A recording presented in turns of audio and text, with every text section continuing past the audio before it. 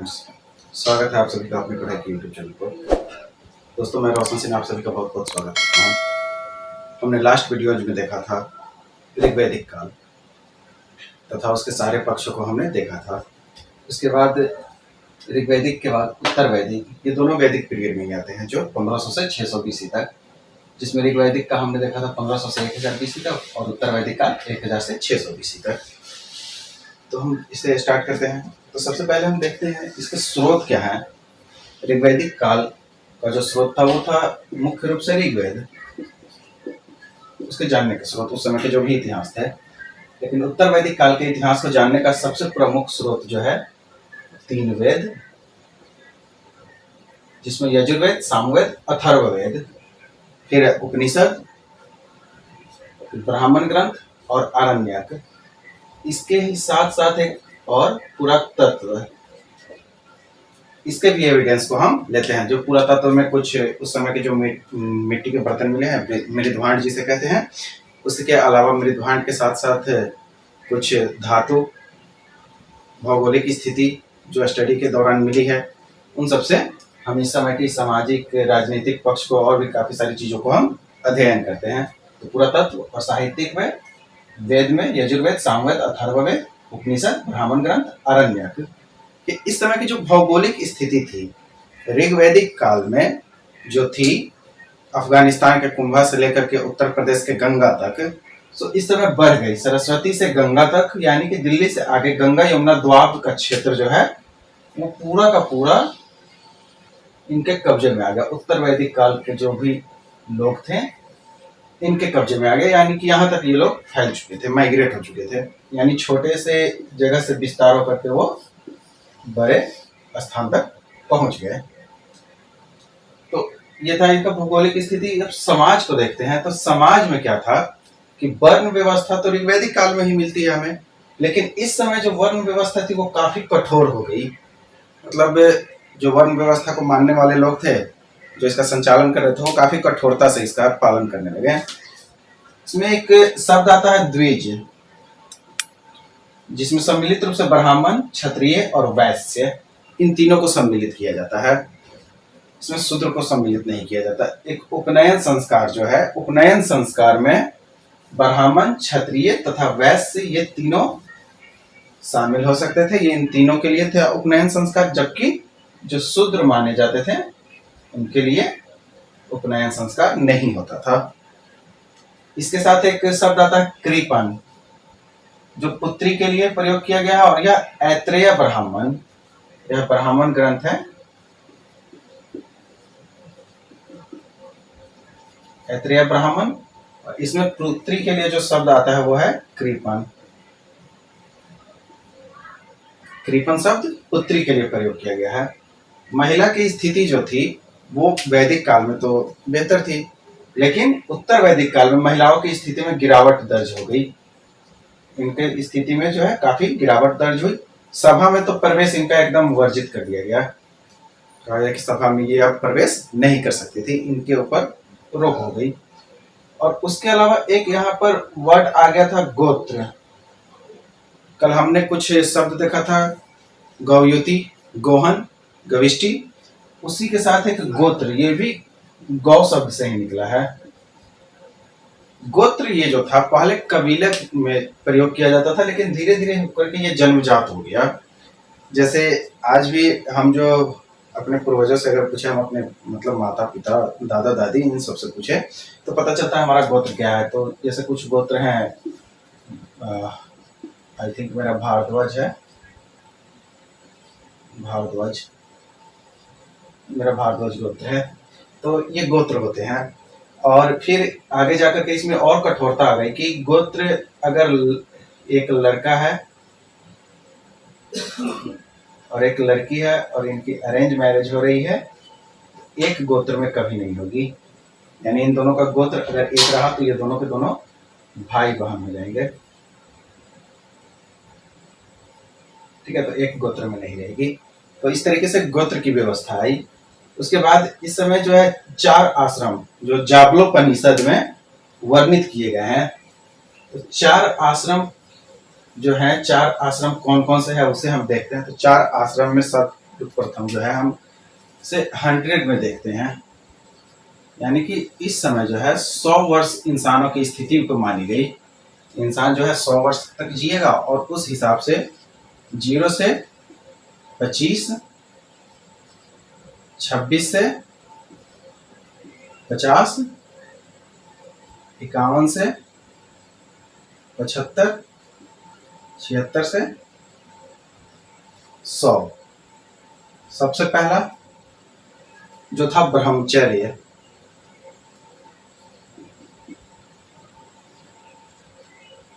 ब्रह्मचर्य, गृहस्थ, संन्यास और वानप्रस्थ।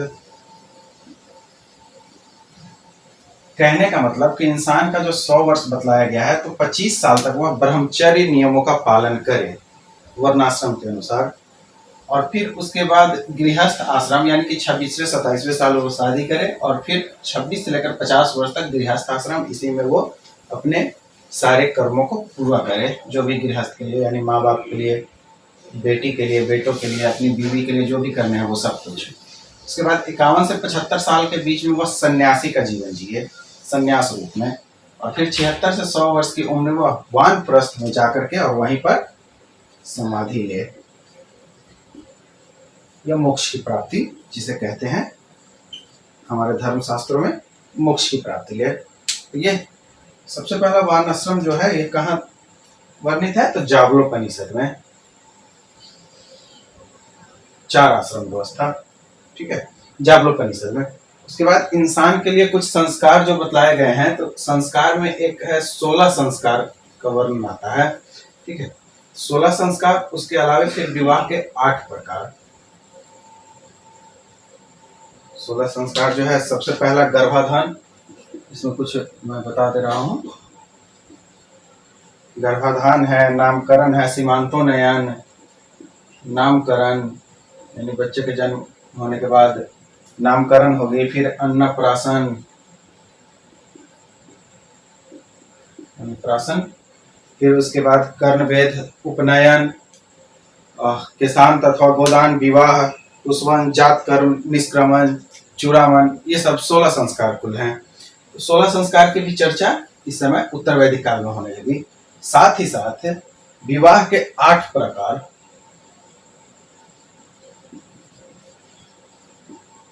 यह प्रमुख रूप से मनुस्मृति में वर्णित है। 8 प्रकार की विवाह जो है यह मनुस्मृति में लिखा गया है, जिसमें पैशाच है, देव विवाह है, गंधर्व है, ये सब है। तो सबसे पहला जो इसमें है, सबसे पहला विवाह वो है ब्रह्म विवाह, जिसमें ब्रह्म विवाह एक एक करके देख लेते हैं। पहले ब्रह्म, देव, आर्ष तथा प्रजापति।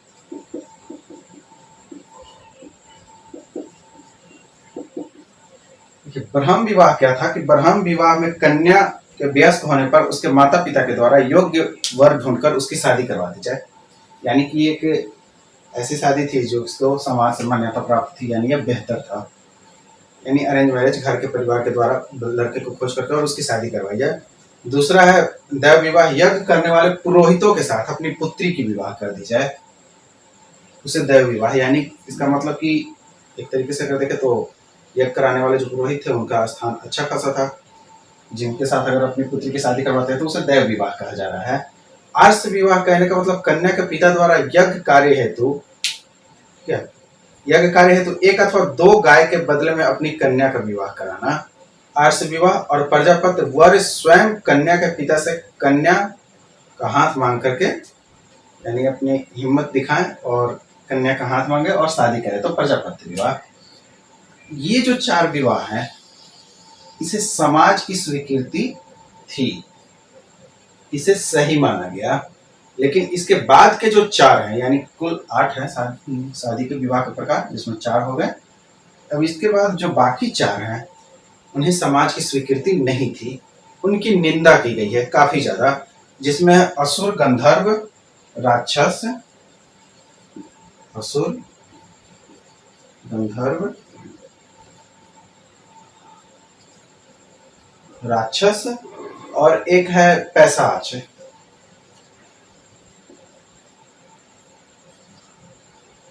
ये 4 विवाह। असुर विवाह में क्या था कि असुर विवाह में कन्या के पिता द्वारा धन के बदले में कन्या को यानी कि अपनी पुत्री को बेच देना। जैसे लाइक इसमें पिता जो है अपनी पुत्री को बेच रहा है, यानी यह गलत था। गंधर्व विवाह, इस विवाह में जो है कन्या तथा पुरुष प्रेम अथवा कामुकता में वशीभूत होकर कुछ कुकर्म कर ले और फिर शादी, तो उस तरीके से। राक्षस विवाह कहने का मतलब सोई हुई स्त्री बलपूर्वक कन्या को छीन कर यानी उठा कर किडनैपिंग, जिसे किडनैप करके शादी करना कहते हैं। ये आज भी होता है हमारे समाज में बहुत जगहों पर। और पैशाच विवाह, कोई सोई हुई कन्या के साथ सहवास कर ले यानी फिजिकल रिलेशन, चाहे कुछ उसके साथ गलत कर ले या नशे की हालत में उससे शादी कर ले, मतलब वो होश में ना हो और फिर उससे शादी कर ले, इसे पैशाच विवाह कहा जाता है। और इसकी जो है इन चारों की काफी निंदा की गई है।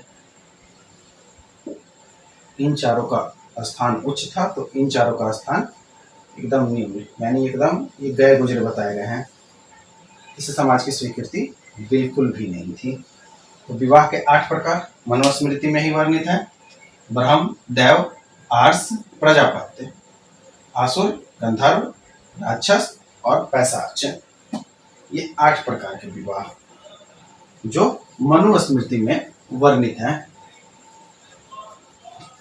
इसके बाद हम देखते हैं इसके राजनीतिक पक्ष को। उत्तर वैदिक कालीन, उत्तर वैदिक कालीन जो राजनीतिक पक्ष है, तो इस समय जो है समाज क्षेत्रीय राज्यों में विभक्त होने लगा था।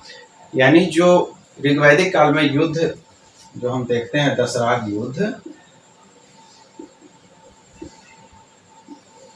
का जो वर्णन हमें मिलता है रावी नदी के तट पर,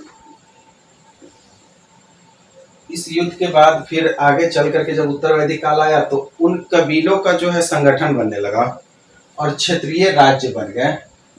और सबसे पहला जो राज्य बना उसमें नाम आता है पांचाल का। अगर आपने महाभारत देखा होगा तो गांधारी वो तो गंधार की थी, पांचाली एक कन्या है, आई थिंक पांडवों की बीवी, पांडवों की पत्नी, तो पंचाल की रहने वाली थी। तो ये पंचाल जो है उस समय छोटा था, फिर धीरे धीरे करके यह काफी स्टैब्लिश कर गया और आगे जा करके फिर अलग अलग जो छोटे छोटे राज्य थे वो अपना विस्तार करते गए और फिर 16 महाजनपद आ गए 6th सेंचुरी BC में। ये आई थिंक हम नेक्स्ट वीडियो में लेकर के चलेंगे 16 महाजनपद, तो हम उसमें देखेंगे। उसके बाद इस समय जो विदत संस्था थी, जो आर्यों की सबसे पुरानी संस्था, जिसका ऋग्वैदिक कालीन स्थिति काफी बेहतर था, तो विदत संस्था जो है इस समय एकदम खत्म हो गई, इसका नामो निशान तक मिट गया। लेकिन सभा और समिति ये दोनों बने रहे, लेकिन इनका स्वरूप बदल गया, यानी ये उस तरीके से नहीं रहे जो ऋग्वैदिक कालीन थी। उत्तर वैदिक काल में काफी इसमें चेंज आ गए। साथ ही साथ इसमें जो है श्रेष्ठ लोगों का ही सिर्फ और सिर्फ प्रभाव बढ़ गया और कुछ नहीं।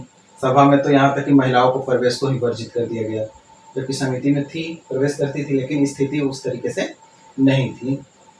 एक 12 रत्नी का जो कॉन्सेप्ट आता है शतपथ ब्राह्मण में, यानी राज्य के लिए 12 जो रत्नी होते हैं, 12 रत्न के समान, मतलब मेन उसमें इनका नाम आता है, जिसमें सर्वप्रथम है सेनानी यानी कि सेनापति।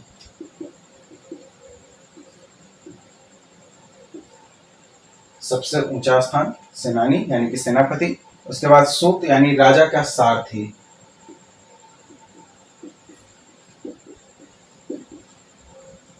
महाभारत में एक कैरेक्टर है कर्ण, आपने अगर देखा हो तो वो जब भी युद्ध करने जाते थे तो उन्हें कहा जाता था सूत पुत्र हैं। वो सूत पुत्र यानी रथ चलाने वाले जो रथकार थे उन्हीं के बेटे थे कर्ण। हालांकि कॉन्सेप्ट तो कुछ और है, वो कुंती के बेटे थे, पांडवों के बड़े भाई, लेकिन उन्हें सूत पुत्र ने जो है, सूत जो थे रथकार, उन्होंने मतलब गोद ले लिया था, उनको मिले थे उन्होंने। तो सूत जो है, सूत यानी सारथी को, जो राजा का सारथी जो रथ चलाता हो। ग्रामणी यानी गांव का मुखिया, या ऋग्वैदिक काल में भी था। भागदूध यानी कि कर संग्रहता, कर संग्रह करता। संग्रहिता, संग्रहिता कहने का मतलब कोषाध्यक्ष। उसके बाद जो है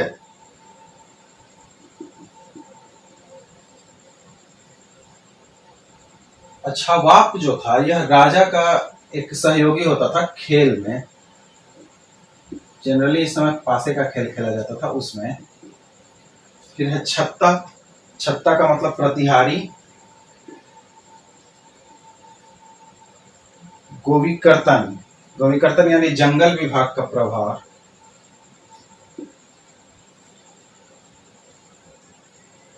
उनके पास जंगल विभाग था।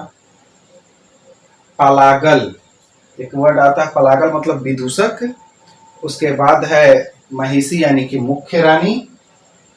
पुरोहित यानी पंडित। युवराज मतलब राजा का बेटा, पुत्र, जो भी कहें। ये है 12 रत्नी। इसके बाद एक आता है कर। तो ऋग्वैदिक पीरियड में जो कर था वो कोई नियमित नहीं था। इंसान को स्वेच्छा है तो वो दें, स्वेच्छा नहीं है ना दें। और उस समय जो कर को नाम दिया गया था बलि। ये कर जो बलि नामक कर है यह उत्तर वैदिक काल आते आते नियमित कर दी गई। यानी अब आपको देना ही देना है, ना का तो कोई सवाल ही नहीं उठता। मतलब एकदम नियमित कर दिया गया। और इसका जो भाग होता था 1/16। यानी कोई भी चीज है तो उसका 1/16 भाग बलि कर के रूप में आपको देना ही देना है, नियमित रूप से, आप चाहे कैसे भी दें। ठीक है। तो राजनीतिक पक्ष। उसके बाद हम देखते हैं इस समय की आर्थिक स्थिति क्या थी। आर्थिक स्थिति की हम बात करें तो ऋग्वैदिक काल में पशुपालन और कृषि ये दोनों था, जिसमें पशुपालन सबसे महत्वपूर्ण था। लेकिन उत्तर वैदिक काल में पशुपालन का स्थान कृषि ने ले लिया और कृषि महत्वपूर्ण हो गया। अनाज की अगर बात करें तो चावल, जौ, गेहूं, दलहन, सरसों, तिल, ये सब चीजें उपजाई जाने लगी। यानी इन सब चीजों से ये लोग परिचित थे अच्छे तरीके से। और कृषि में साथ ही साथ लोहे का प्रयोग भी काफी ज्यादा होने लगा। और लोहे का प्रयोग ज्यादा होने की वजह से कृषि बेहतर हो गई। और इस समय के लोगों का जो बसावट था वो गंगा यमुना के द्वार में, तो गंगा यमुना का द्वार जो मैदान है वो आज भी काफी फर्टाइल लैंड है। तो यहाँ पर एग्रीकल्चर सिस्टम काफी बेहतर रहा होगा, उस समय भी था और आज भी है। एग्रीकल्चर सिस्टम काफी रिच था यहाँ पर। तो कृषि जो है काफी ज्यादा बढ़ गया, सरप्लस प्रोडक्शन होने लगे, ताकि लोग उत्पादन भी करें और चीज़ों को जमा भी करें। हालांकि हमारे यहाँ सरप्लस प्रोडक्शन तो अगर देखें तो इंडस वैली सिविलाइजेशन से ही मिल रही है, तभी तो हमें ग्रैंडरी मिल रही है, अनाज भंडार। तो यहाँ पर कृषि जो है बेहतर होने लगी, लोहे के प्रयोग के कारण और भी ज़्यादा बढ़ गया। साथ ही साथ कृषि संबंधी लौ उपकरण जो है सबसे पहली बार अगर कहीं से प्राप्त हुआ तो वो अतरंजी खेरा। अतरंजी खेरा वो पूरा स्थल है जहाँ से कृषि संबंधी लौ उपकरण सबसे पहली बार प्राप्त हुआ है। ठीक है। और इस समय जो मिट्टी के बर्तन होते थे, यानी जिसको मृद भांड कहते हैं आर्कियोलॉजी में, इंग्लिश में पॉटरी, तो BRW, black and red ware, काले व लाल रंग के मृद भांड, कुछ काले रंग के मृद भांड और कुछ लाल रंग के मृद भांड। तो मिट्टी के बर्तन को बना करके फिर उसके ऊपर कलर किया जाता था।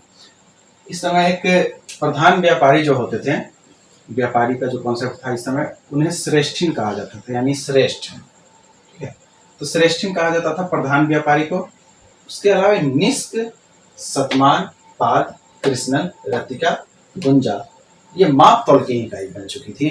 निष्क पूर्व ऋग्वैदिक काल में हमने देखा था कि निष्क जो था वो सोने के लिए भी प्रयोग किया जा रहा था। उत्तर वैदिक काल में निष्क जो है यही आगे चल करके माप तौल का एक इकाई बन गया, माप तौल में प्रयोग किए जाने लगे। आर्थिक पक्ष। अब इसके हम देखते हैं धार्मिक पक्ष को। तो धार्मिक पक्ष में इंद्र जो ऋग्वैदिक काल में सबसे प्रमुख देवता थे, उनका स्थान अब प्रजापति ने ले लिया। यानी इंद्र की महत्ता कम हो गई। ठीक है।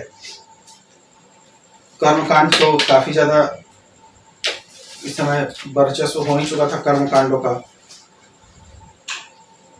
कर्मकांड सबसे पहला, वैदिक यज्ञ, ये सारी चीजें होने लगी काफी ज्यादा। उसके अलावा जो है मंत्र वगैरह का उच्चारण भी काफी ज्यादा होने लगा। और प्रजापति जो है वो सृजन के देवता कहे गए हैं।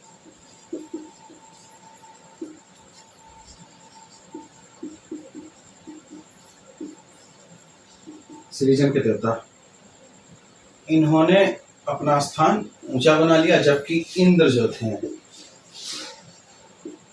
उनका स्थान नीचे की ओर गिर गया। यानी अब प्रमुख देवता प्रजापति हो गए, इंद्र नहीं रहे। इंद्र थे देवता के रूप में मगर प्रमुख देवता नहीं, प्रजापति। और सृजन के देवता यानी कि सब कुछ इन्हीं को प्रतिपालक के रूप में माना गया। और अगर आपने शिव और सती की कहानी सुनी हो तो प्रजापति जो थे वो सती के पिता, उनका स्थान दे दिया गया है। और उसमें भी उनको भी सृजन बताया गया है, सृजन करता है, पृथ्वी के पालनहार, पृथ्वी के पालककर्ता, सृजनकर्ता, जो भी कहें। ठीक है, तो ये थे। उसके बाद इस समय दो अन्य देवता जो थे,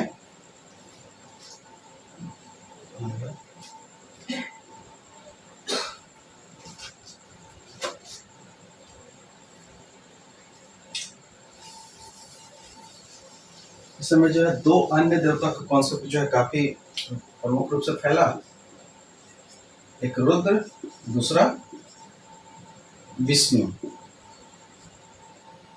रुद्र पशु के देवता, विष्णु लोगों के पालनहार या फिर लोगों के देवता। और यही रुद्र जो है आगे जाकर के शिव में समाहित हो जाते हैं। यानी यही रुद्र जो है आगे जाकर के शिव का स्थान ले लेते हैं। शिव कहीं अलग अलग नाम बोला जाता है, उसमें एक रुद्र भी आता है।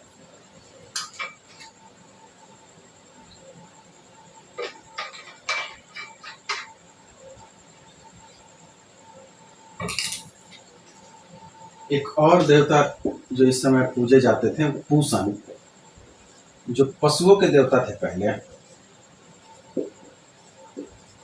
पशुओं के देवता माने जाते थे, जो आगे जाकर के शूद्रों के देवता बन गए।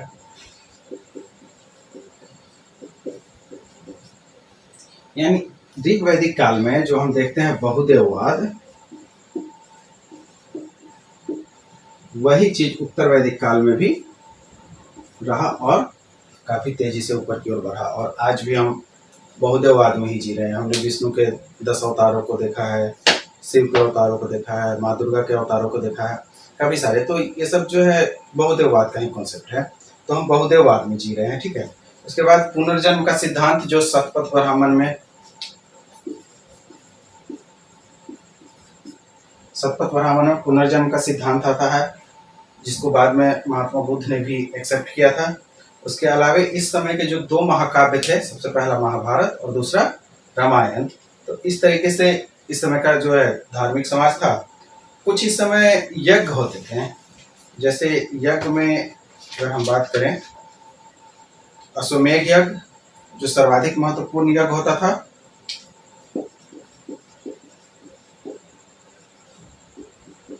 अश्वमेध यज्ञ यह सबसे महत्वपूर्ण होता था, यह राजा के लिए होता था। ठीक है, यह राजा के द्वारा साम्राज्य वृद्धि के लिए किया जाता था, जिसमें एक घोड़ा को छोड़ा जाता था और वो घोड़ा जिस जिस क्षेत्र में जाएगा वो सभी राजा के क्षेत्र में आ जाएंगे। उसके बाद है राजसूय यज्ञ, यह राजा के राज्य से अभिषेक के लिए होता था। यह राज्याभिषेक से संबंधित था। उसके अलावा वाजपेयी यज्ञ, यह शक्ति प्रदर्शन के लिए रथ दौड़ का आयोजन, महाभारत में दिखाया गया इस चीज को। ठीक है, वाजपेयी यज्ञ को। राजसूय यज्ञ जो है महाभारत में ही दिखाया गया है। अश्वमेध यज्ञ रामायण में दिखाए गए हैं। तो उन सब चीज़ों को भी देखें अगर आप कभी, तो उन सब चीज़ों को एब्जॉर्व करें। उसके अलावा जो है अग्नि अष्टोम, यानी पापों के लिए जो कटौती के लिए यज्ञ किए जाते हैं। आज तो गंगा को हम कहते हैं कि गंगा में चलो नहा लो पाप कट जाएगी, लेकिन उस समय जो है अग्नि अष्टोम यज्ञ कहा जाता था। वो अग्निष्टोम, यह पापों की कटौती के लिए और स्वर्ग की प्राप्ति के लिए की जाती थी, अग्नि अष्टोम यज्ञ। उसके अलावा सौत्रमणि है, एक पुरुषमेध यज्ञ है। इन सब यज्ञों का जो है काफी वर्चस्व बढ़ गया। पुरुषमेध यज्ञ जो है, इसी में पुरुष की बलि दी जाती थी। ये सवाल पूछा जाता है कि उत्तर वैदिक काल या वैदिक काल में जो है कौन सा यज्ञ था जिसमें पुरुषों की बलि प्रमुख रूप से दी जाती थी। तो पुरुष मेघ, पुरुष मेघ यज्ञ में पुरुषों की बलि, ठीक है, पुरुषों की बलि इस समय दी जाने लगी। तो इस तरीके से इन सब की चर्चा मिलती है। साथ ही साथ मृत्यु की चर्चा सर्वप्रथम शतपथ ब्राह्मण में मिलती है। पुनर्जन्म के भी कॉन्सेप्ट आ चुके थे, मोक्ष की प्राप्ति के कॉन्सेप्ट, और भी मतलब हमारा जो धर्म है वो अपना स्थान अलग अलग तरीके से अब मजबूत करता जाने लगा। ये था हमारा उत्तर वैदिक काल। उत्तर वैदिक काल और वैदिक काल, इन दोनों से रिलेटेड टेस्ट जो है एप्लीकेशन में अपलोड की जाएगी। इसके अलावा नोट्स भी वहाँ पर डाल दी जाएगी। आप वहाँ जाएं, एप्लीकेशन डाउनलोड करें, वहाँ पर ऑनलाइन असाइनमेंट में जाएं, टेस्ट दें, उसके अलावा एनालिसिस देखें, और साथ ही साथ जो नोट्स दिए जा रहे हैं उसमें उन नोट्स को भी आप कलेक्ट करें, उन्हें देखें। हमें भी खुशी होगी ताकि आप हमसे जुड़ें और आपको भी बेहतर लगेगा। और अगर आप इस चैनल पर न्यू हैं तो प्लीज़ लाइक, सब्सक्राइब और शेयर जरूर करें। आपका लाइक, सब्सक्राइब, शेयर करना ही हमारे लिए बहुत बड़ी बात है। हमें और इससे ज़्यादा कुछ नहीं चाहिए। हम एप्लीकेशन पर भी जो भी नोट्स ला रहे हैं, टेस्ट ला रहे हैं, वो सभी के सभी फ्री ऑफ कॉस्ट हैं। आप बेझिझक जाएं और वहाँ पर टेस्ट दें। हमसे जुड़ें, टेलीग्राम, व्हाट्सएप, इंस्टाग्राम, और कोई भी किसी भी तरह की अगर डाउट हो एजुकेशन से related, not personal matter, education से रिलेटेड, आप बेझिझक हमसे पूछें। Okay, thank you. मिलते हैं हम नेक्स्ट वीडियो में। नेक्स्ट वीडियो में हम 6th सेंचुरी BC को लेकर के चलेंगे, और इसी में हम देखेंगे महाजनपद।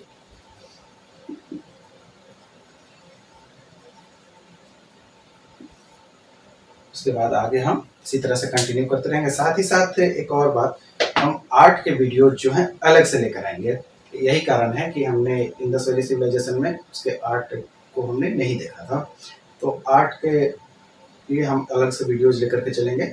सो पहले हिस्ट्री के कुछ पार्ट्स हो जाए कवर अप, फिर हम आर्ट्स को भी लेंगे, ज्योग्राफी को भी लेंगे। धीरे धीरे करके सभी सब्जेक्ट्स अलग अलग टीचरों के द्वारा ली जाएंगी। Thank you.